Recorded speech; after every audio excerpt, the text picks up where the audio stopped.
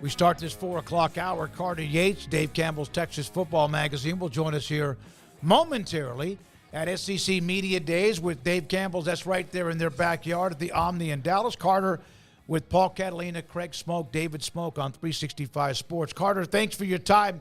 So you're there today, right, at Dallas and at the Omni? Yes, sir. A lot of stuff going on in the VFW. We got MLB All-Star Game, Home Run Derby tonight, and then SEC Media Days to top it all off. Absolutely. All right, so what was your take from anything said or what you saw today? Well, I think it starts off with Greg Sankey, and he is obviously the elder statesman, politician of college sports right now in an era where no one is in charge.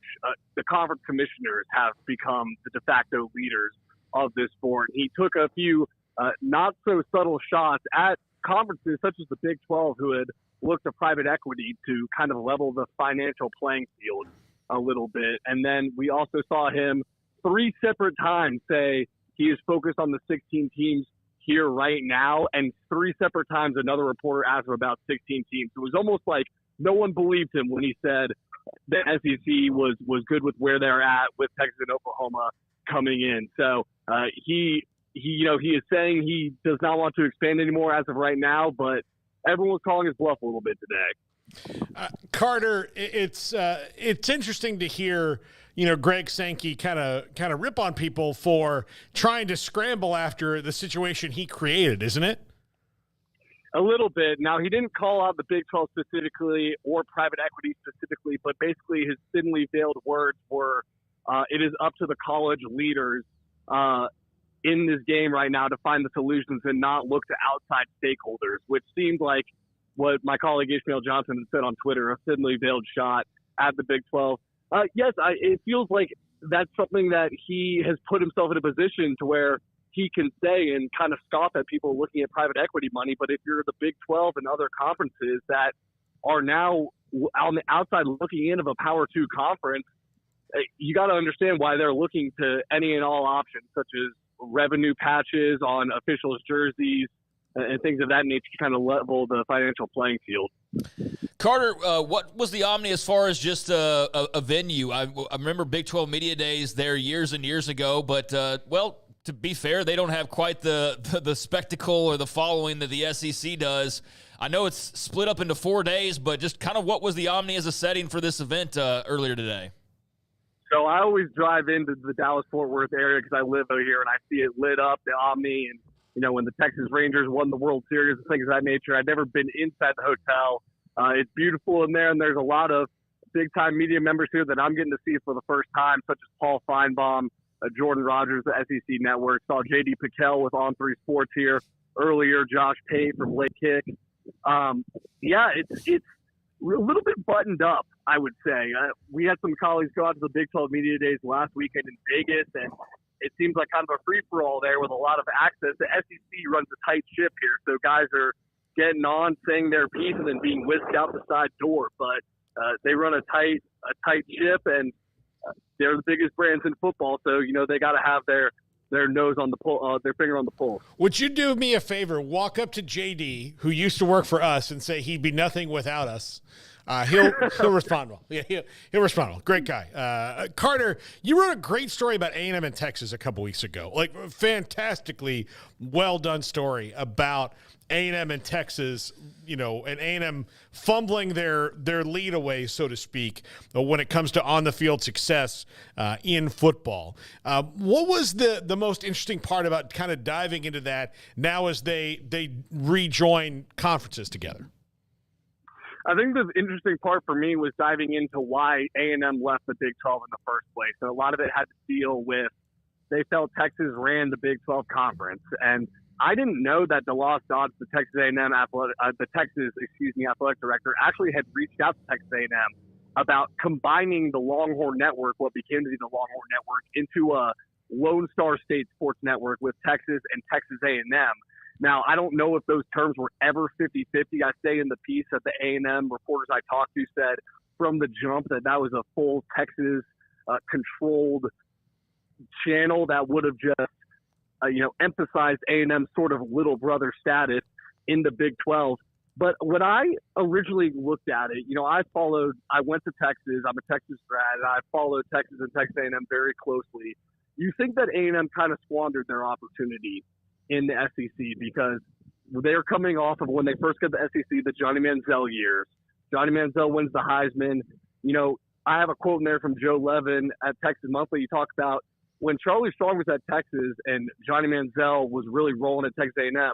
You look in 10 years, everyone would have picked Texas A&M would be in a better situation than Texas was. But what that doesn't factor into is now Texas is ascending coming into the SEC, and A&M had to fire Jimbo Fisher to get out of neutral. But Kyle Fields now just held a 110,000 person George Strait concert. Their enrollment has gone up from 40,000 to 80 some odd thousand. They're one of the largest universities in the nation. So that alumni donor base, their NIL base, and their stadium capacity, they're a different beast now about to play Texas monetarily than it was when Texas A&M last flunked off the field after Justin Tucker hit that game-winning field goal. Yeah, it is interesting. I think Texas is their Wednesday, A&M is their Thursday. If you could ask Sarkisian a question, I know you're an alum, but just as someone who's reporting from there, if you could ask him one question, at least for right now, what would it be? That is a good question. I would ask him what was the hardest part about getting from year one to year three Texas into an SEC-ready team? And I have a feeling he would probably say the offensive line in the trenches, because you got to remember when he first came to Texas 3 years ago, they couldn't hold a spring game. They didn't have enough offensive linemen. And then he signed 12 offensive linemen in the next 2 recruiting classes right after that, to the point where Texas was dominating along the trenches in the Big 12. So I assume the offensive line would be the answer, but I wonder if he would let you in on maybe a behind-the-scenes thing administrative-wise. I don't know. I'm just conjecture here. But what was the most difficult part about getting Texas in year 1, 5-7, to Texas college football playoff berth in year 3, ready for the SEC? Carter, LSU, South Carolina, Ole Miss, and Vanderbilt were up today. Anything of those 4 that stood out above anything else that you heard, read, or saw today? Well, LSU, I think, is a really interesting case because they've got Garrett Nussmeier taking over at quarterback for the Heisman winner, Jaden Daniels. And Garrett Nussmeier was a Flower Mound Marks alum in the DFW area. It was fun to get to talk to him and learn his insight on why he didn't transfer. He was part of, I believe, the 2021 recruiting class. And most of those guys, if they hadn't started yet, this is his 4th year he's going to be there. And he hasn't started yet, but he's stuck behind Jaden Daniels. And it was interesting to hear Brian Kelly talk about that and say he realized, coming from a quarterback family, obviously his father, Doug Nussmeier, is the quarterback coach of the Philadelphia Eagles, that you can't always chase greener grass, and it won't always work out chasing that. He committed to LSU. He is not the same style of player as Jaden Daniels, but from the head up, Brian Kelly talks about how both of them are so cerebral and have such a high football IQ. I would say that was extremely interesting to hear about from the LSU side. Carter, I just clicked on your article, by the way, and I liked your the way you describe Greg Sankey as a Rockefeller with no Roosevelt, someone to check him a little bit. Appreciate a fellow history nerd there, but I mean, a lot of the talk was about realignment and Greg Sankey saying he wasn't interested in all that. To talk about it because it's not even there yet. That gets lost in the shuffle. Was there anything that stood out to you outside of those things that Greg Sankey said today? I really just think that the SEC has positioned themselves now in a space where obviously there is a power too, but he talked about the regionality you still have in the Southeastern Conference. He basically said we're one of the conferences where the name still means something. I mean, the Big Ten is now coast to coast. The ACC has the Atlantic Coast Conference, but Pacific Coast, Stanford, and Cal added there, and then also SMU in the DFW area. Southeastern Conference, I know Texas and Oklahoma used to be part of the Southwest Conference, but considering the regionality of these other conferences, it is pretty situated in the southeastern part of the United States, and I'm really interested to see how that does recruiting-wise. I know recruiting is a very national thing and phenomenon in college sports right now, but it's going to be really hard for the top players in the southeast of the United States to leave this area because there are so many good options of schools. So I don't know how much more times you're going to see a Southeastern Conference high schooler in that territory go to a Big Ten Ohio State. I mean, it remains to be seen, but the regionality is something that's still interesting here. I think you'll see Ohio State or even Penn State or Michigan or Washington, Oregon, and USC pluck somebody out of there, even maybe a highly ranked guy, but a player. But, yeah, it's going to be interesting that they almost put like a big, huge 10-foot fence around that area, and especially with that where they are now as a new conference. Carter, when did you start at Dave Campbell's? Because I noticed when you did, because we have Mike Craven on. We have, obviously, I know Matt Stepp incredibly well, Greg Tepper. When did you start there? So I started the Monday after I graduated from the University of Texas in 2023. I was part-time a little bit that last semester, but then by May 15th, 2023, I was full-time. So got one full season under my belt and heading into year two, excited about it. All right, last thing. Entering the weekend, we have Grayson Grundhafer with 365 Sports, SicEm365.com. He covers recruiting very well. He felt like that Baylor was going to steal Taz Williams from Penn State or SMU or A&M or whoever it was going to be. When you saw the decision come down, and Taz is going to join us today, what was your reaction to him committing to Baylor?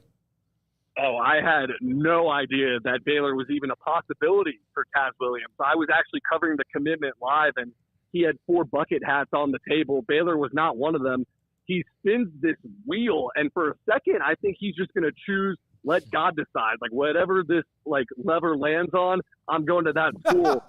He puts on a Michigan bucket hat, quickly takes it off. His father comes behind the wheel, rips it off, turns the wheel around, and it's all Taz Williams in Baylor gear. It was a total shock to us in the stands covering it at Red Oak High School.